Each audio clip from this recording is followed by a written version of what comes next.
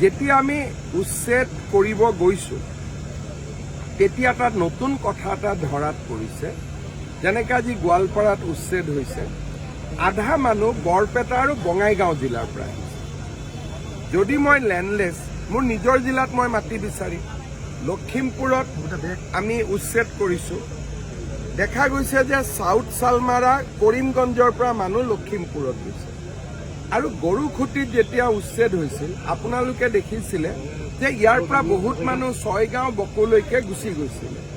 তাৰ মানে এই মানুহবিলাকে বেলেগ বেলেগ জিলাত কিয় আহে আৰু সংখ্যাগৰিষ্ঠ মানুহ থকা সমষ্টিখিনিলৈ আহে, ইয়াৰ ওপৰত এটা নিশ্চিতভাৱে ষ্টাডি হ'ব লাগে যে এই মানুহখিনি দৰিদ্ৰতাৰ কাৰণে আনে নে কোনোবাই ভোটৰ কাৰণে আমাৰ সংখ্যাগৰিষ্ঠ মানুহ থকা সমষ্টিবিলাকত অসমীয়া মানুহক সংখ্যালঘিষ্ঠ কৰিবৰ কাৰণে কোনোবাই ইয়াত লৈ আহে।